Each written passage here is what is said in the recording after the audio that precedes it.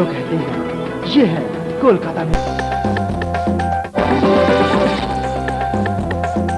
17वीं शताब्दी के उत्तरार्ध में गोविंदपुर, सुतानती और कोलकाता, इन 3 गांवों को मिलाकर कोलकाता शहर अस्तित्व में आया। इन तीनों गांवों में उस समय अच्छा खासा कारोबार होता था और व्यावसायिक दृष्टि से ये फल फूल रहे थे। आधुनिक कोलकाता का इतिहास भी यहीं से शुरू होता है। उस वक्त इन तीनों गांवों में मिट्टी के घर थे, लेकिन आज का कोलकाता अट्टालिकाओं का शहर है। आधुनिक कोलकाता के इतिहास की जानकारी के लिए हमें सन 1696 के युग में जाना होगा। उस समय अंग्रेजों ने स्वर्ण राय चौधरी से सालाना 1300 रुपए पर इन 3 गांवों का पट्टा लिया। इन्हीं को मिलाकर जॉब चार्नक द्वारा कोलकाता महानगर की नींव रखी गई। 1726 में रॉयल चार्टर द्वारा यहाँ मेयर कोर्ट की स्थापना की गई और तभी नगर वासियों की सुविधा के लिए नागरिक परिसेवा शुरू करने की बात सोची गई।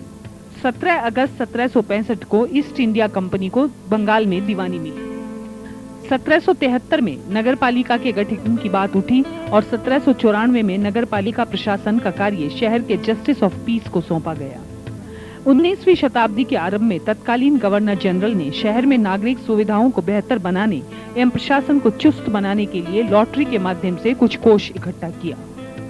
इस कोष के द्वारा कुछ नई सड़कें एवं मकान निर्मित हुए। 19वीं शताब्दी में ही नगर निगम गठित करने की बात सोची गई और इस दिशा में प्रयास शुरू हुए। 1847 में पहली बार चुनाव प्रणाली लागू की गई। जस्टिस ऑफ पीस का पद समाप्त कर दिया गया और उसके स्थान पर 7 सदस्यों के एक बोर्ड का गठन किया गया जो नगर पालिका का कार्य देखता था। इसके 11 वर्षों बाद उप सभापति का पद गठित किया गया जो एक निर्वाचित पद था। इसी बीच 1857 में भारत के प्रथम स्वतंत्रता संग्राम के बाद भारत का शासन कंपनी के हाथ से निकलकर सीधे ब्रिटिश साम्राज्य के हाथों में चला गया।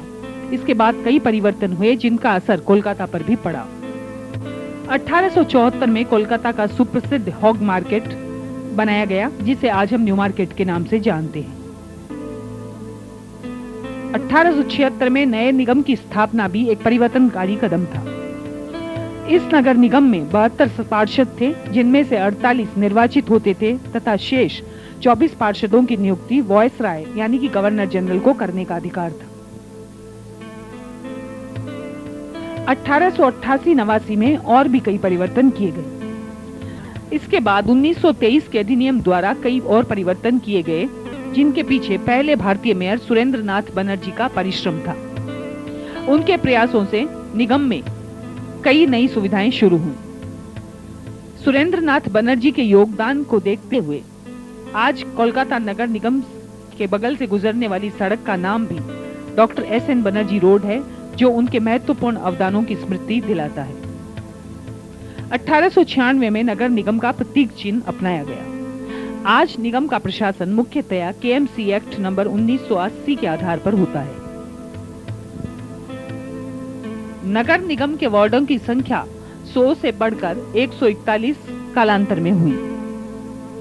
निगम का कार्य ठीक से चले ये सुनिश्चित करने के लिए 3 स्तरीय प्रशासन की बात सोची गई।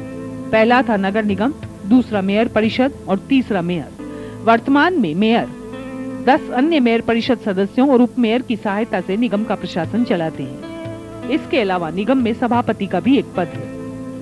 मेयर परिषद के साथ मेयर अपनी योजनाओं को कार्य रूप में परिणत करते हैं।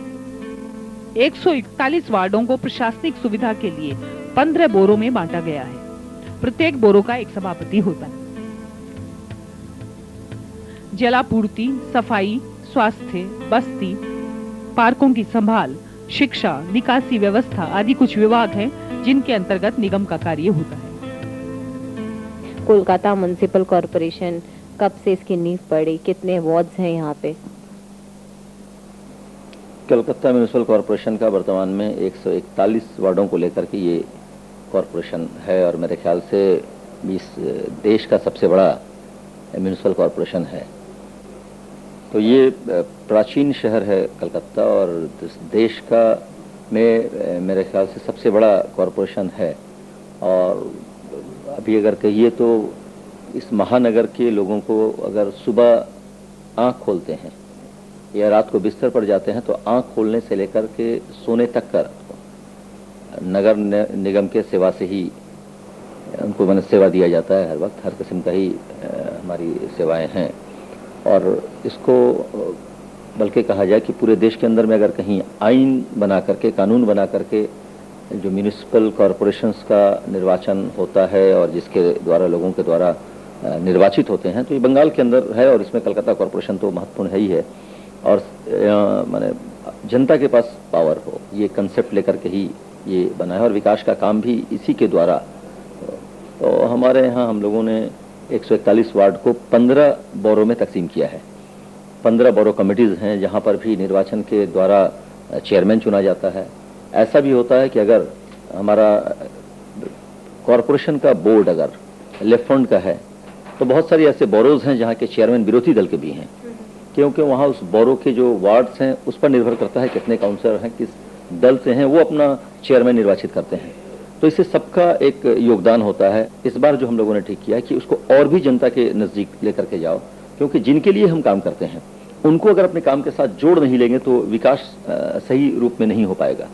और चूँकि हम लोगों का इस लेफ्ट फ्रंट बोर्ड का ये उद्देश्य ही है कि बोर्ड को ट्रांसपेरेंट रखो, लोगों तक ले जाओ, लोगों को बताओ, उनका पार्टिसिपेशन हो, हम क्या काम करना चाहते हैं, वो उस काम में कितनी की लागत है, कब से काम शुरू होगा, कब खत्म होगा। तो ये लोगों को अगर पता चले तो लोग उसमें इंटरेस्ट लेंगे अपने काम को। लोगों को लेकर के जोड़ करके काम करो और साफ सुथरा, छवि साफ हो। क्यों लोग कहेंगे कॉरपोरेशन का मतलब चोरपोरेशन अभी भी अगर एक हिस्सा है तो इस बात को कहता है, हम लोग इसे मिटाना चाहते हैं। क्योंकि हमारे अधिकारी जितने हैं, कर्मचारी हैं, अधिकतर सत लोग हैं, सच्चे लोग हैं, ईमानदार लोग हैं। 2-4 ऐसे हैं गिने चुने जो लोग के इस किस्म का काम करते हैं जिससे धब्बा पड़ता है कलकत्ता नगर निगम के ऊपर में, तो इसे धोना पड़ेगा, साफ करना पड़ेगा। और ये उसी वक्त संभव हो पाएगा कि अगर लोगों को हम अपने साथ जोड़ लें। क्योंकि अगर किसी भी व्यवस्था में जनता ही सब कुछ निर्णय लेती है, तो अगर जनता निर्णय लेकर के हमें काउंसलर बना सकती है, मेयर इन काउंसिल बना सकती है, बोर्ड बना सकती है, तो उस जनता के हाथ में हम क्यों ताकत नहीं देंगे कि वो अपने रास्ते को बना सके, अपने रास्ते के अपने स्कूल को बना सके, अपने स्वास्थ्य केंद्र को अच्छा कर सके, अपने वहां पर बिजली का व्यवस्था हो, पानी का व्यवस्था हो, निकासी का व्यवस्था हो, उसको वो देख के कर सके। तो ये जोड़ने का काम हम लोग किए हैं। और साथ ही साथ जनता के पास हम लोग ये बार बार अपने सभा के जरिए आप लोगों के माध्यम से कि अगर कहीं पर उनको नजर आता हो कि कहीं दुर्नीति है तो दुर्नीति से समझौता नहीं करें, लड़ाई लड़ें उसके खिलाफ। हम लोग लड़ने के लिए तैयार हैं, क्योंकि जब तक ये लड़ाई नहीं लड़ेंगे हम कभी भी स्वच्छ प्रशासन नहीं चला पाएंगे। लोगों का योगदान का जरूरत है। हम लोग इसी को लेकर के यहाँ का ये वर्तमान बोर्ड कलकत्ता नगर निगम का परिचालना कर रही है और हमें आशा है कि लोगों का भी योगदान मिलेगा और बहुत जगह से हमारा बहुत अच्छा रिस्पॉन्स भी मिला है।